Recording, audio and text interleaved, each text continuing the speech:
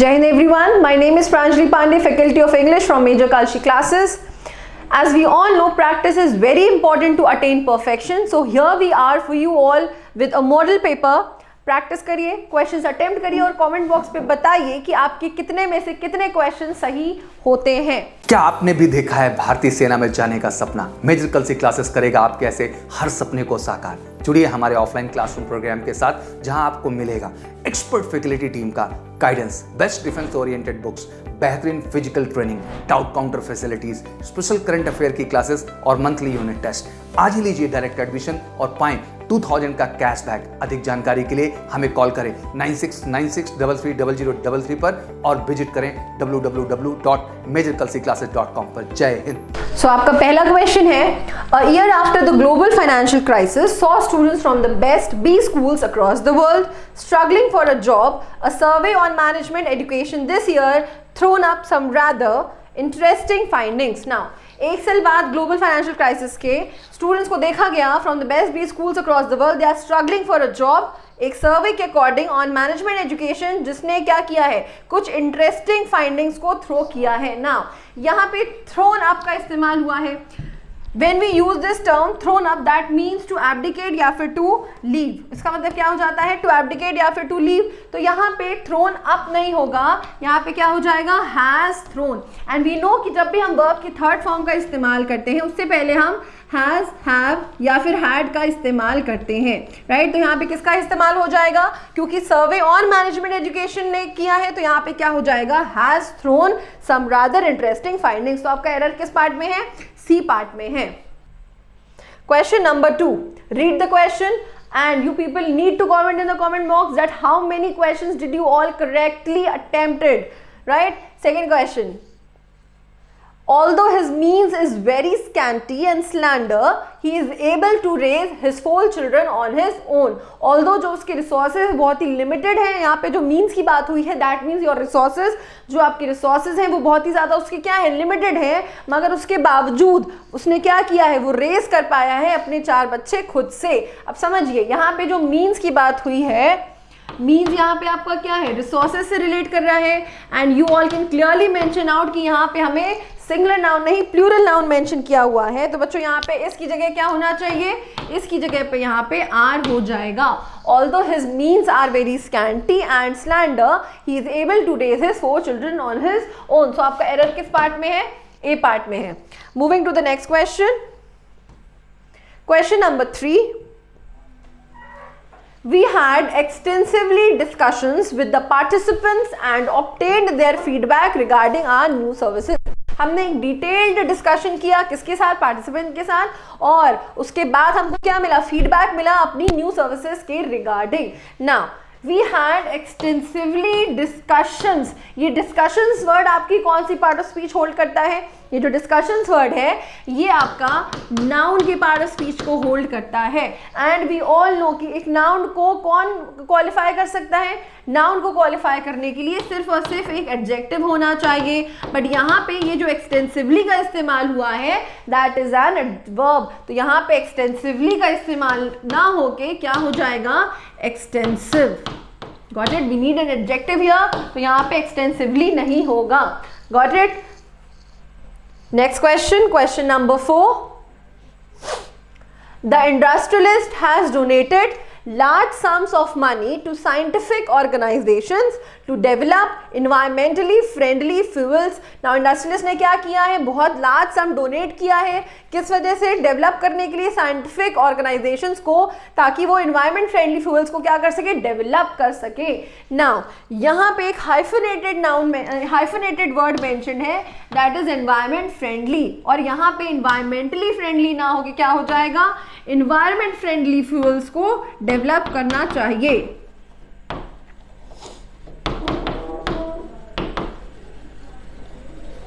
Got it. तो यहाँ पे हमारा एनवायरमेंटली फ्रेंडली ना होके क्या हो जाएगा, एनवायरमेंट फ्रेंडली फ्यूल्स। तो हमारा एरर अगेन किस पार्ट में है, सी पार्ट में आपका एरर दिया हुआ है। Next question, question number 5, read the question.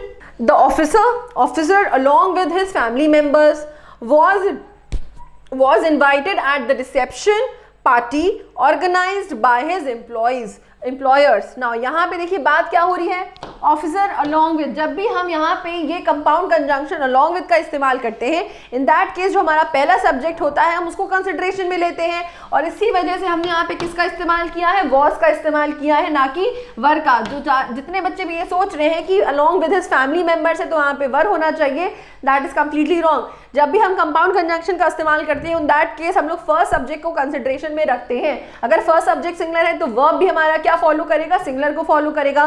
तो यहाँ पे ऑफिसर के अकॉर्डिंग वॉज का इस्तेमाल हुआ है। तो was invited at the reception party की टू द रिसेप्शन पार्टी। तो यहाँ पे हम किसका इस्तेमाल करेंगे, invited to the reception party होगा, ना कि एट द रिसेप्शन पार्टी। तो हमारा ऑप्शन क्या है, बी ऑप्शन में एरर है। Got it. चलिए देखते हैं नेक्स्ट क्वेश्चन है हमारा सेंटेंस इंप्रूवमेंट से।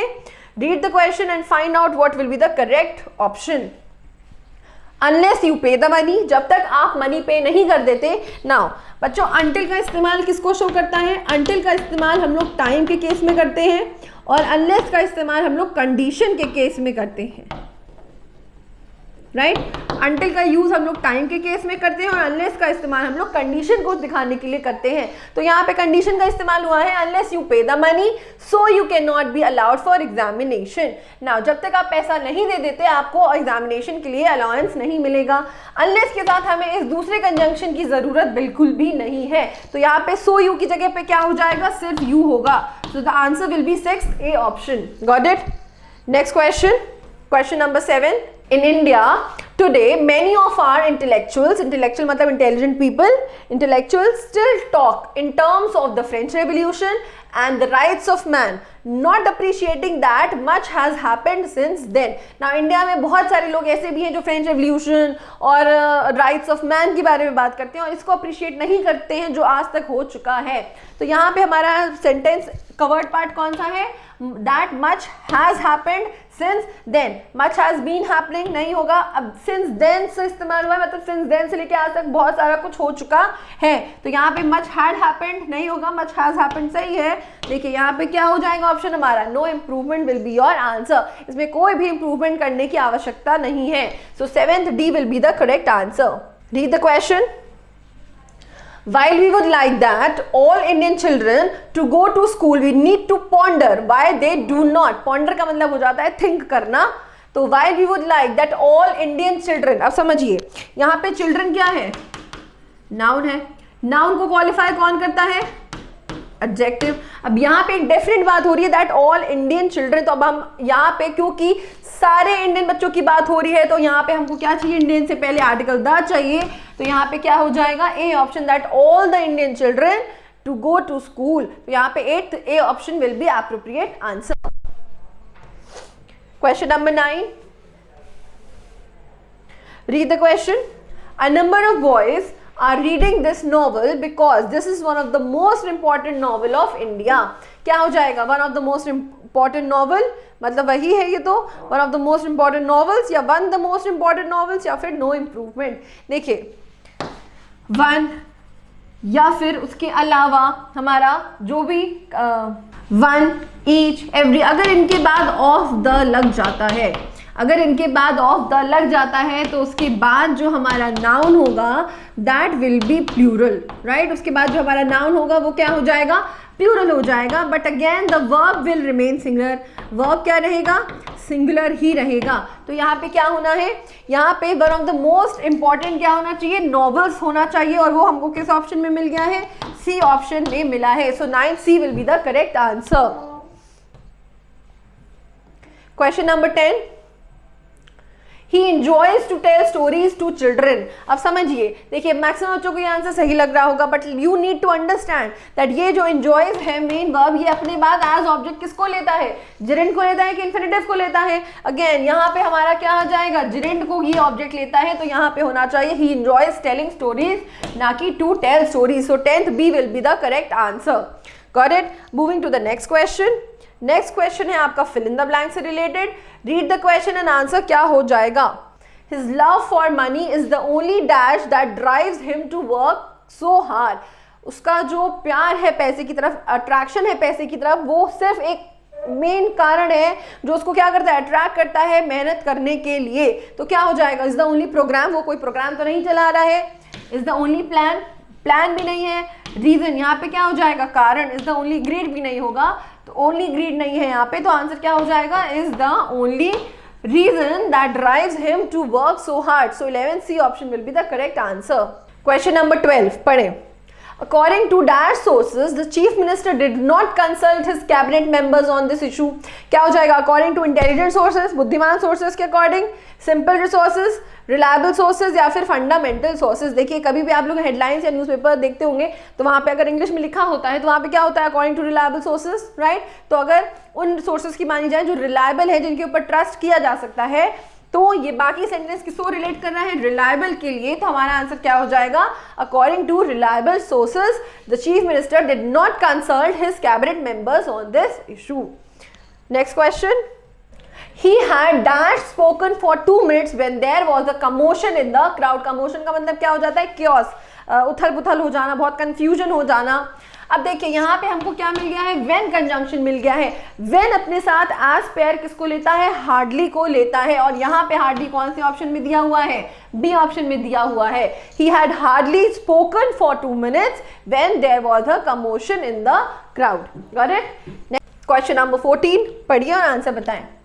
डैश इंडिया ऑफ टुडे, आज का इंडिया डिफर करता है इंडिया ऑफ येस्टरडे। देखिए हम यहाँ पे इंडिया से पहले तो जनरली आर्टिकल नहीं लगाते हैं, बट बिकॉज यहाँ पे वो डेफिनेट केस की बात हो गई है, वो इंडिया जो कब का है, आज का है, उस इंडिया से जो कल का था उससे क्या कर रहा है, डिफर कर रहा है।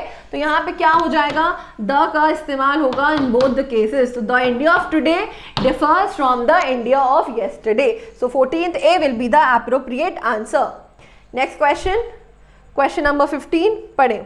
Please and thank you are the little courtesies by which we keep the dash of life oiled and running smoothly. देखिए कभी कभी आपको किसी को प्लीज कहना पड़ता है, थैंक यू बोलना पड़ता है। So these are the two things, the two courtesies, जिससे क्या होता है, हमारी जिंदगी जो है वो चल रही होती है प्रॉपरली। तो क्या हो जाएगा, path of life, machine of life, garden होगा नहीं, रिवर होगा नहीं। अब इन दोनों में बताइए क्या आंसर बेटर ऑप्शन है। So machine will be the correct option. We keep the machine of life oiled and, अब ऑयलिंग कर रहे हैं तो ऑयल जनरली आप मशीन को ही ना करते हैं, तो यहाँ पे क्या हो जाएगा, machine of life oiled and running smoothly.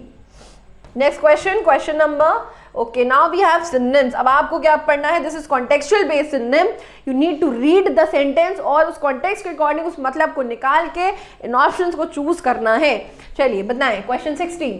After that टायरसम long journey, उस टायरसम लॉन्ग जर्नी के बाद ही फेल्ट स्लगिश, उसको क्या हो गया, उसको बहुत आलस आया। स्लगिश का मतलब क्या हो जाता है, लिथार्जी। लिथार्जी का मतलब क्या हो जाता है, आलसी या आलस। अब यहाँ पे हमारे पास 4 ऑप्शंस है, ड्राउजी, इरिटेबल, एनर्जेटिक या फिर डिजी। डिजी, डिजी का मतलब हो जाता है चक्कर आना। एनर्जेटिक का मतलब, अब टायरसम थी तो एनर्जेटिक तो वो होगा नहीं।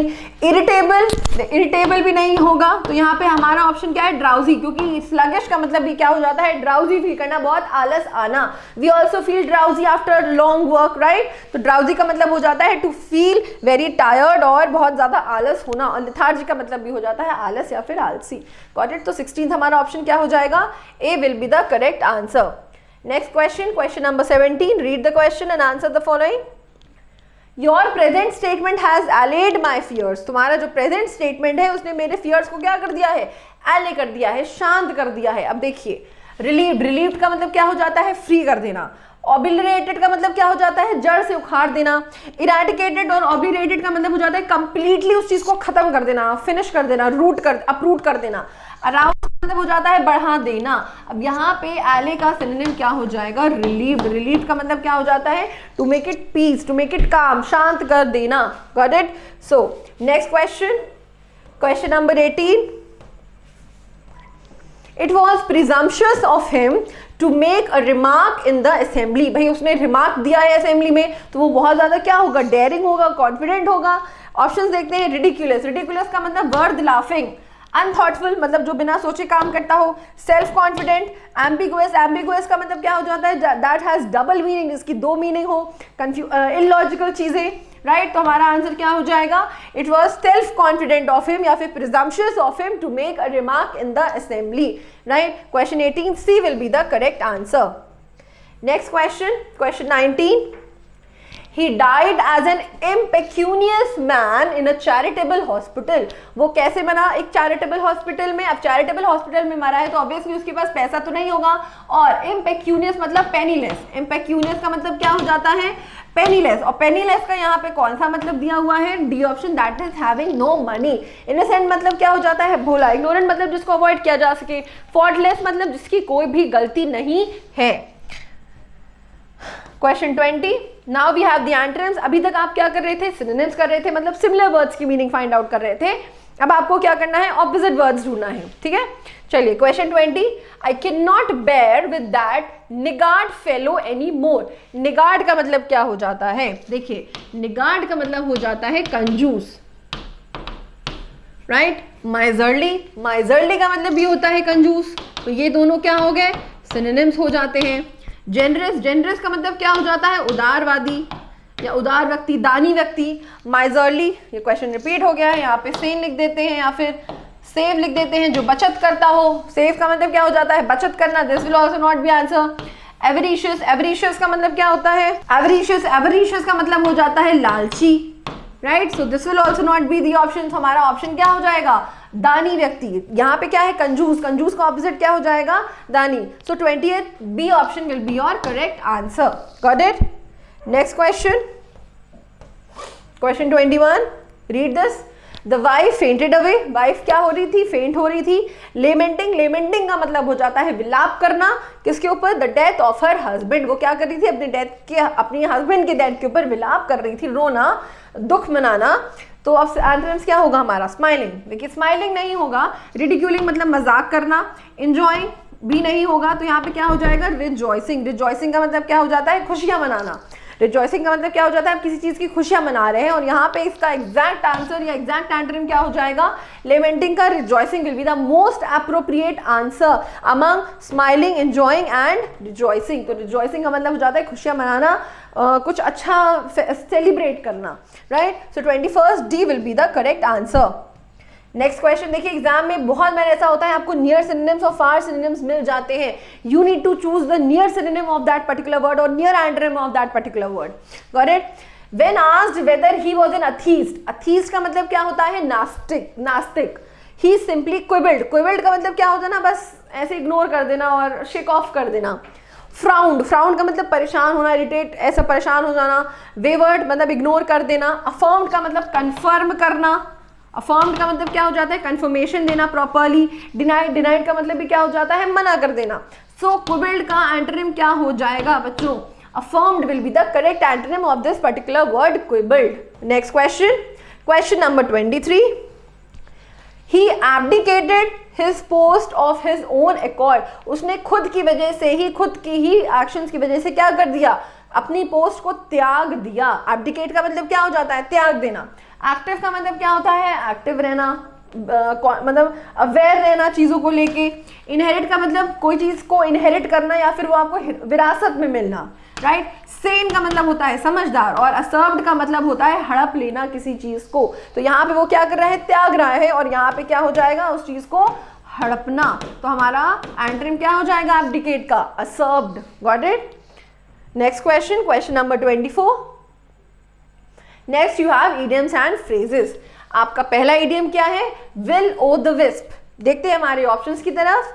Anything which eludes or deceives, to act in a childish way, to act in a foolish way, to have desires unbacked by efforts, मतलब बिना कुछ मेहनत करे desires पाना. देखिए, will o the wisp का मतलब हो जाता है, will o the wisp का मतलब हो जाता है कोई भी ऐसी चीज जो आपको क्या करे? धोखे में रखे या फिर एक सुपरफ्लस चीजों में रखे, राइट. सो हमारा 24th का A option will be the correct answer. Next question 25. To take a leap in the dark मतलब क्या करना? अंधेरे में जानबूझ के जाना. So to take risk, to hazard oneself, to do a talk secretly, या फिर to do a hazardous thing without any idea of the result. देखिए, रिस्क तो ठीक था बट यहाँ पे D option will be more appropriate one. To take a hazardous thing, कोई ऐसी काम या बहुत जोखिम भरा काम करना without even thinking of the result. Got it? So 25 D will be the correct option. I hope आपको ये सारे क्वेश्चन समझ में आ गए होंगे. Try to attempt these questions again and comment in the comment box कि how many questions you attempted correctly. Thank you everyone. जय हिंद. अपने देश सेवा के सपने को पूरा करने के लिए हो जाइए तैयार, क्योंकि मेजर कल्सी क्लासेस लौट आया है अपने ऑफलाइन क्लासरूम प्रोग्राम के साथ, जहां आपको मिलेगा एक्सपर्ट फैकल्टी की guidance, doubt counter facility, special current affair session, physical training और मंथली यूनिट टेस्ट के साथ साथ बेस्ट स्टडी मटेरियल। अपने वर्दी के सपने को कीजिए साकार मेजर कल्सी क्लासेस के साथ। आज ही एडमिशन लें और पाएं 2000 का कैशबैक डायरेक्ट एडमिशन लेने पर। और अधिक जानकारी के लिए हमें कॉल करें 9696330033 पर और विजिट करें www.majorkalsiclasses.com पर।